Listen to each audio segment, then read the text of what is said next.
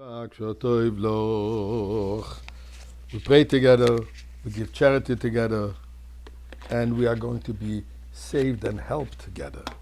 Because togetherness, oneness, unity is the greatest strength that we possess. Borcheinu Avinu kulanu ke'echad. God blesses us all together. And why? Because we are all together. Now, have you done lately a Google search looking up who are the wealthiest people, the richest people in the world? There's the group of 20, then there's the group of 50, there's a group of 100, I think there's a 500, many different breakdowns. But what's very interesting, amongst any of those lists, you will find a certain number of Jewish people, all the way on the highest lists. And one wonders, we are not even a fraction of a percentage of mankind. How is it that somehow wealth is strongly present amongst the Jewish community? And for that matter, it's nothing new. From what I understand, that the Rothschild dynasty family actually invented the banking system. The Federal Reserve Bureau in the States many a times had and have Jewish people running them. What's this particular connection between money and Jews? And for in fact, we have been accused many a times about the greed of money. Merchant of Venice, etc., etc. Interesting, it has biblical source. When God tells Abraham that your children will go to exile for 430 years, 400 years, but at the result, at the end of it, there will be Yetzu Bechush Gadol. They're going to go out with tremendous wealth. Besides the fact that it's referring to the spiritual wealth, receiving the Torah, but it also refers to financial wealth.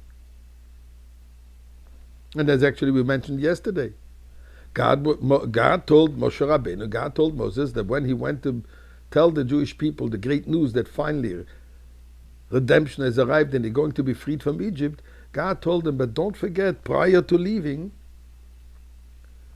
borrow from your Egyptian master and neighbor their fine clothing, their money, gold and silver. And indeed, they did. And they did receive tremendous monetary value, tremendous riches from the Egyptians. That Vashem Nosan Chen, and God made it that Egyptians should be willing to do that.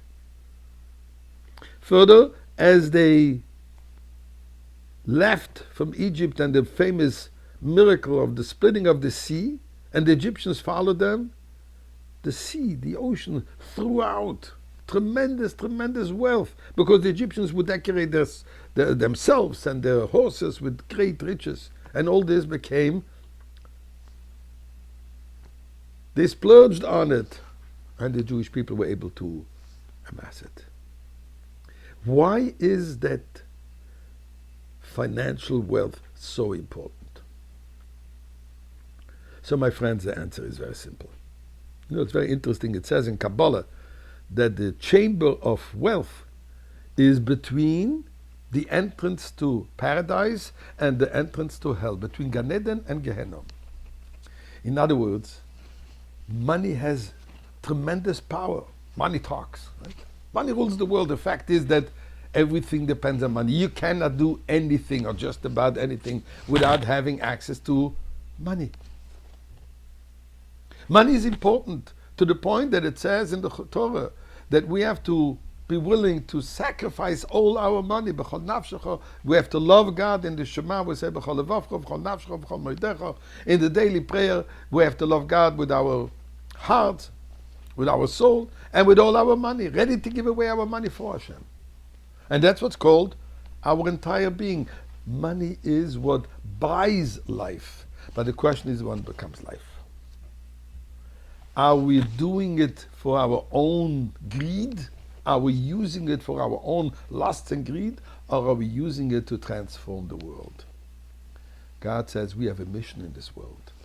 And the mission is to make this world a holy, a pure, a good, a kind world.